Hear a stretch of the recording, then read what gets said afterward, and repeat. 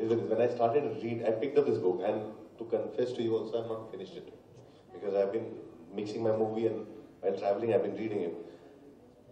The way he starts with getting into the mind of Honey Kumar, and he starts, I have dealt with FRO. I was married to Kalki, who had to deal with FROs.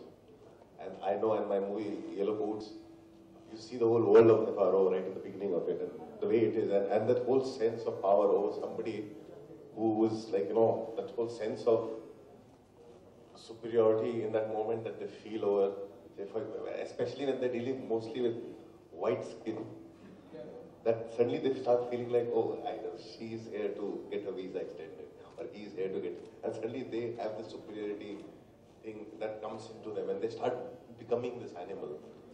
And for me, the kind of world that CP creates, and he gets into the heads of these people. You get into that world, and sometimes it also confuses you because he puts you in the shoes of Honey Kumar. And you have this kind of sympathy and conflict, and you start feeling where he's coming from, and you see that the world he operates in, it justifies because relatively he's less corrupt compared to others. And that's the magic that the book should do. And this does. I'm trying to read it, and I'm in between things. And the world that Miriam kind of gets herself into, this whole labyrinth of, like this Kafkaesque labyrinth, in the sense she's going exactly what probably Joseph K. was in that, and she can't decipher that word. She doesn't know what is going on. She knows what she wants. She knows what she doesn't want. She's caught in that situation and her things. And it is just, it's like what somebody said in the beginning, that you don't know whether it's a thriller or it's a literary fiction. And the way it's written is so believable and real, because when Suchitra and Denzil were reading here, and you could feel it unfolding in front of you, and when Denzil spoke that line, that is your responsibility, the lady sitting right next to me, she quietly said, so? She was reacting to it. I think that's the power of writing, that's the power of good writing. And I'm so glad that there are books being written like that in English in India, because I seriously I've been very disappointed with a lot, because there's very few, and they come after long periods of time that you see a good book written by an Indian in English about the world. The one before this I read was Akhil Sharma's book, which was probably not written here, and then Somnath Bhattacharya. I think in between I've not read many, or maybe I missed some, but I'm so glad that I was here to release this book, and I wish I had finished it. I think I will finish it the next, just another 2 hours, I think. Thank you so much, Anurag. Anurag, last night at 10 o'clock.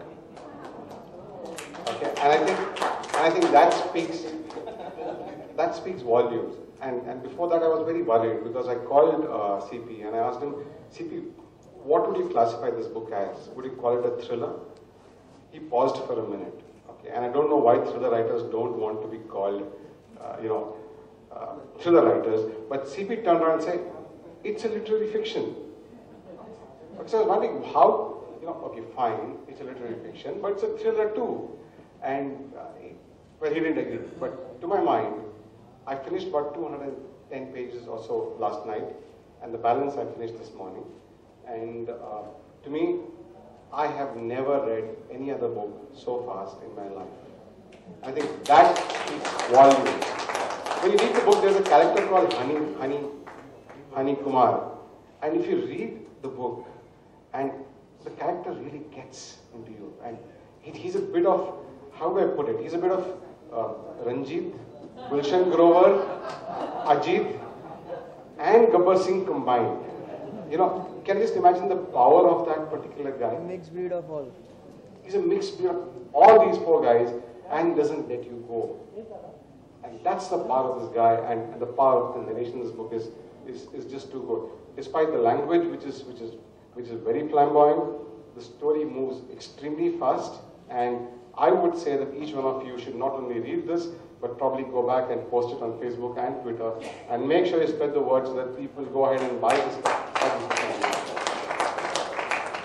So actually, I wanted to ask you, why Hedel? First, I must thank both Anurag for finding the time to be here, and Ravi at short notice to be here. You did a tremendous job of leading it.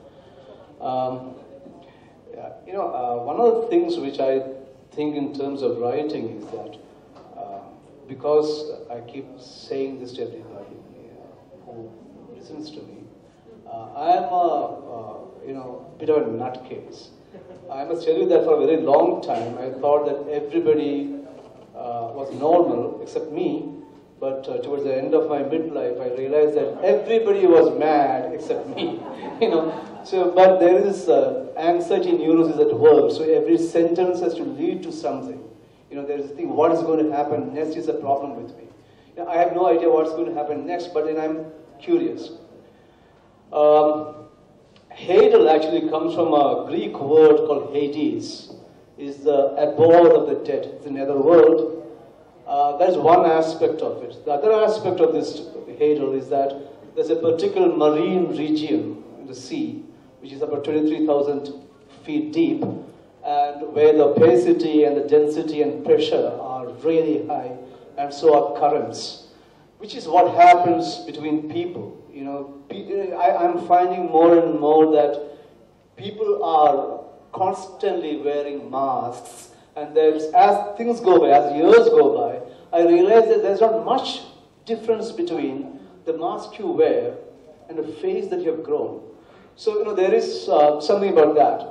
So it is about people, it's about what we do to each other, it's how we are talking to each other but thinking something else. It's about the currents which we issue from our, almost non-existent heart, and, catch everybody in that flow.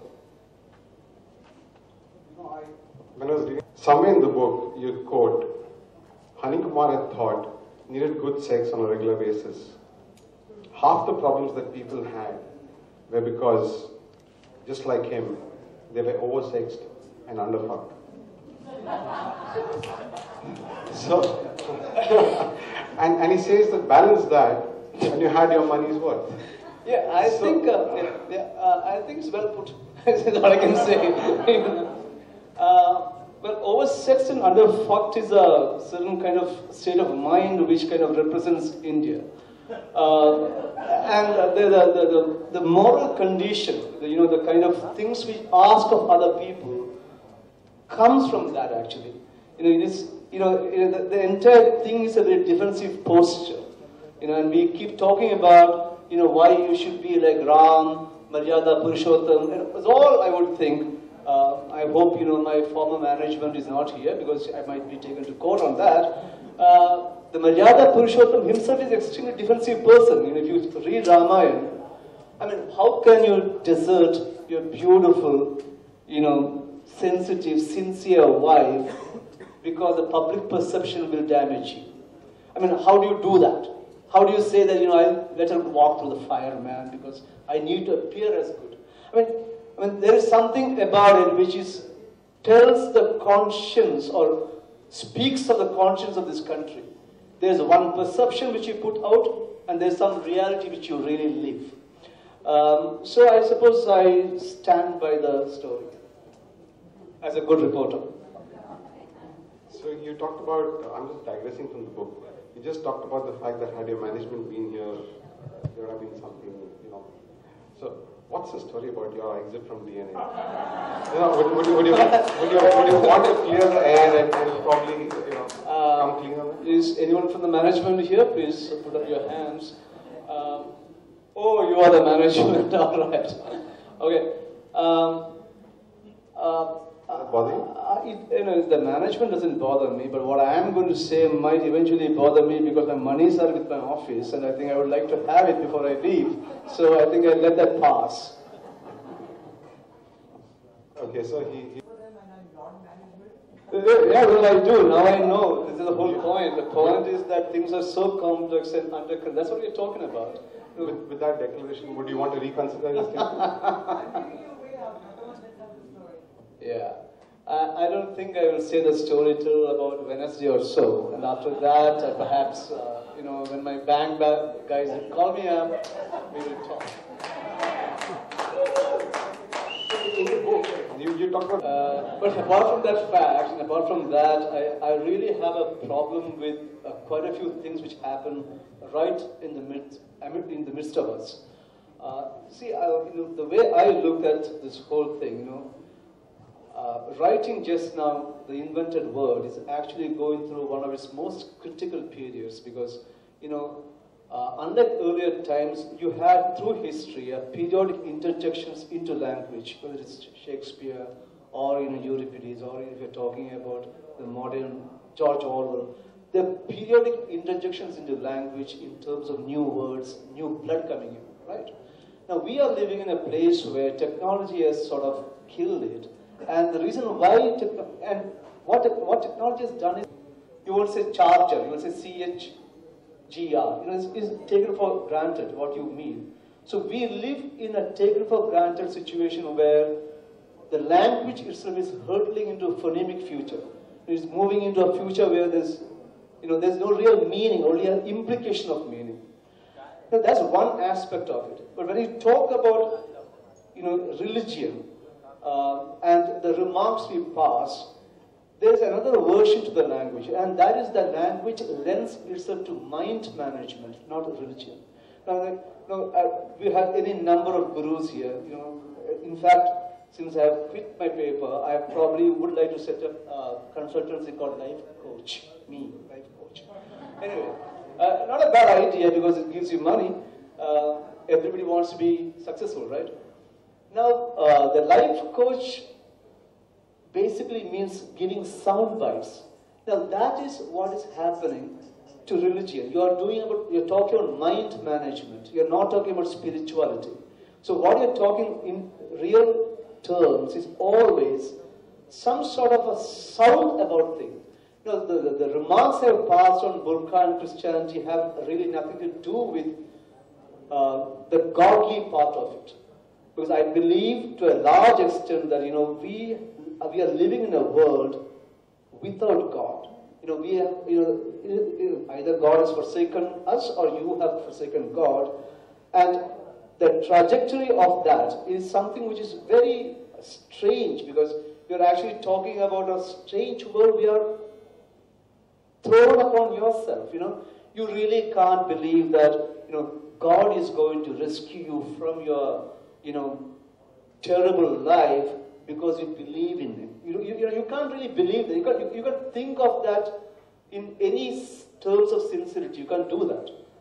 But what do? You still have to live in that world. You have to share a certain kind of tradition. And I am talking about these things in this man, particular Hani Kumar, for example. The government-owned world where one has to pass through, right? I think, and that comes from, in the sense, that's why I asked you, I said, did you work on this case? Because that whole, the character study, that the way it comes, it seems like you have lived in that world and you've probably worked for these people, and you have had these conversations with them, and you have heard them out, and their own justification of why and who they are. It's a very astute comment. There are a few, stringing it into a nice little jewel takes a lot of creativity. You can't quote the same story verbatim. You have to build in nuances of fiction into it and then state it. You've come up with interesting characters. Interesting characters like the son of a Tory tapper turned evangelist, who's got a mother who's a Punjabi feminist, who dies in the weirdest of manners. So it's a very interesting characterization, not only him, but all the other characters as well. About General, the Maldivian president. It's all very different characters. But somewhere in the book, you also state that, and I quote, that's how novels were. The world was so big, every character would be the mirror image of someone real. No matter how mythical you made your character. Come across some people and they're going to make you believe it. Now you know your secret. The thing is, I don't believe there's any much distinction between. He's actually spun a very interesting story where there are a lot of school management. Most of my characters always borrow. I don't know. I think it always depends on the trigger. Something triggers of the movie. I think most of the characters actually borrowed, and I borrow. I'm very bad with giving them names. Like I was so happy with Hani Kumar. How do you think of Hani Kumar? You know, I'm very bad with names. I always borrow names, and I borrow characteristics from people, and I work very closely with the actors. So my character is not really completely on the paper ever. It's there on the paper, it's kind of a suggestion, and then I start meeting actors.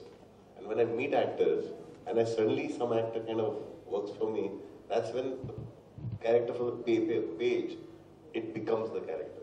You know, That's how the two come together. You know, one of the things I'm noticing, because I've just done one script for Anand Mahadevan, Gaur Hari Dastan, and it was my first experience, and I loved it. You know, you give one line and you do 93 scenes out of it, and Anand just gets the hell out of the place. So you have to do 93 scenes, and then he will say, these are not good scenes. This is a good scene. I mean, like, what the hell is that? You know. So anyway, but one thing I'm noticing about the cinema world, and I know I'm going away from Hedel, but still I think I'm very curious to know. One thing I want to know is that unlike, say, Alejandro, for example, or, you know, there are any number of people actually, Bergman, for example, Tarkovsky, for example, Kurosawa, to a great example. You know, all these people put a lot of their biographical thing into the movies. And I'm finding that seems to be some sort of a no-go land for Bombay. I mean, is that true? Or, you know, why is one afraid of expressing one's own problems in visual phrases? I don't know. For me, it's an absolute go-go land. It's not a no-go land. That's exactly where I go always. For me, I always interpret everything based on my own personal experience. Even something which is completely, I've not even lived in that world, or something that I've heard of, I interpret it based on how I've lived it. Like for example, the entire gangs of Wasipur. When I don't know how to shoot in Wasipur, it did not lend itself cinematically. So I went back to where I grew up. And I shot the film in exactly the house you see that Manoj Bajpayee lives in is the house I grew up in. So, you know, I go back to my roots and interpret the entire story based on my experience growing up in North India. So all those things, and I get into it personally, and for me, my most key thing is the actors. My script is never independent of the actors. I work very closely with actors. And when the actor comes in is when the character actually finds body. And that's why I'm very particular about casting. I'll never cast somebody who doesn't fit the character. So, and that's when the film starts evolving. And for me, the film is a constant evolving process. It's never finished with the script. It's never finished with the shoot. It only finishes on the day of the release. So it is a constant, and that's why it's like most of my films, there's not a single film where I remember I spent less than 9 months to a year on post-production after finish shooting. Which is why I also deal with the controversy, something is wrong with the film. That's why it's pushing.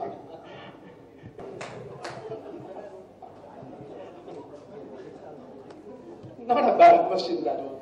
You know, since my management is here, I will not answer that question either.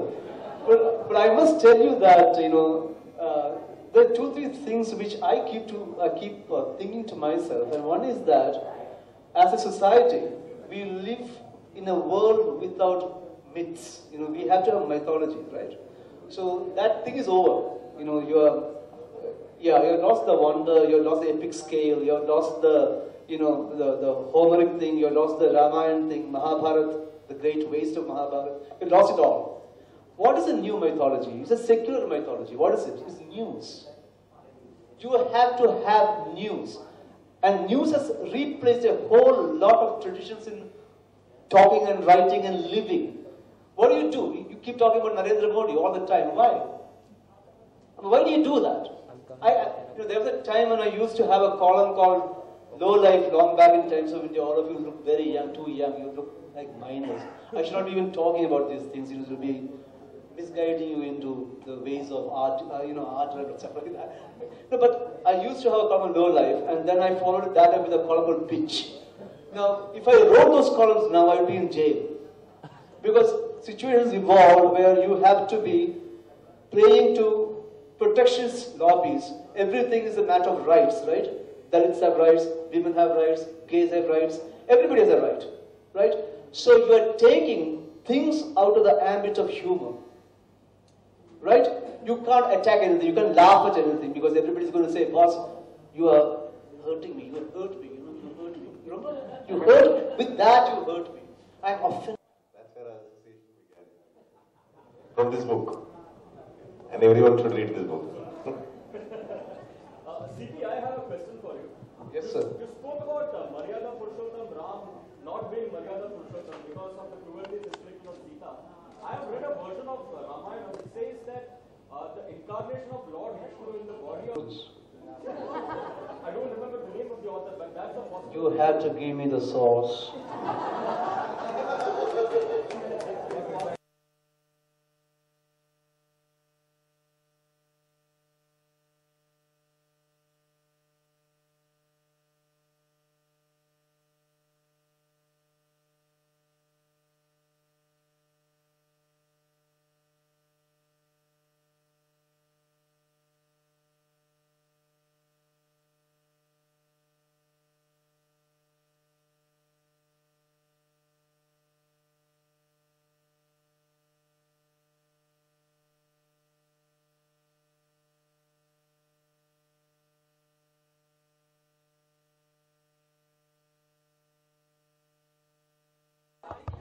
मेरे को बस खत्म कर लेने दो, तब तक किसी से राइट्स की बात मत करना. It screams to humanity. Hey, it is completely legend. बहुत कुछ समझ आएगा. हम जिस समय में रह रहे हैं, आपको उसके बारे में बहुत कुछ समझ में आएगा. किताब लिख सकता ना तो मैं पता नहीं क्या हो जाता. मैं नहीं लिखता हूँ किताब. वैसे स्क्रिप्ट लिखना आता है. मैं किताब लिखने मेरी हिम्मत नहीं है किताब लिखने की. मैंने ट्राई किया है और मैं फेल हुआ हूँ. Thank you. Pleasure. Yeah? I'll take it. It's great to meet you. हाँ, मैं इसे पकड़ा रखूँगा. हाँ, चलो. नहीं. You said that you're not a big fan of Indian writers. Indian writers who write such engagement. No. What was that book clarification? नहीं, वो कुछ नहीं था. मैं बोला कि हमारे इंग्लिश में अधिकतर किताबें जो लिखी जाती हैं वो खामखा लिखी जाती हैं क्योंकि बिक रही हैं और उन किताबों से ऐसा भी होता है कि बहुत सारे लोगों को किताब पढ़ के लगता है कि काफी पढ़ लिख गए. ऐसा बहुत चलता है. But if a Chetan Bhagat is liked by masses, what's wrong? There's nothing wrong with that. Right. I'm saying, have you seen what kind of writing is there in the bookshop? First go and read all sorts of writing. ना आप जाके देखो कितनी सारी किताबें. आजकल हर दूसरे मकान में रहने वाला आदमी इंग्लिश राइटर है. Okay, so that should not be happening is what you're saying? Or No, I'm not giving you any kind of a controversial statement that you can make a headline into. No, but I'm saying, what do you say? Do you read books? I do, yes. Huh? What is your opinion about it? Well, it's good thing. कि हाँ जो भी चीज बिकती है सब bikini चाहिए. Correct है ना? उसकी सबकी एक ऑडियंस होती है सर. हाँ सबकी ऑडियंस तो करेक्ट बात है. फिर सवाल क्यों पूछ रहे हो? फिर तुम्हें जवाब मालूम है? सर नहीं, आपके मुझे सर तुम्हें जवाब नहीं. मुझे जवाब मुझे बोलना. मैं साफ बोल चुका हूँ. हमारी कंट्री में मीडियोक्रिटी बहुत हद से ज्यादा है. चाहे वो राइटिंग में हो, चाहे वो सिनेमा में हो, चाहे वो किसी भी चीज में हो, चाहे वो मीडिया में हो. सारी मीडिया में भी जितनी मीडियोक्रिटी उतनी मीडियोक्रिटी बाहर की मीडिया में भी नहीं है. समझ रहे हो? तो इस माहौल में आपको जब रह के रहना है तो आपको अपनी चॉइसेस खुद करनी पड़ेगी. आप क्या पढ़ना चाहते हो, आप क्या नहीं पढ़ना चाहते हो. खत्म बात.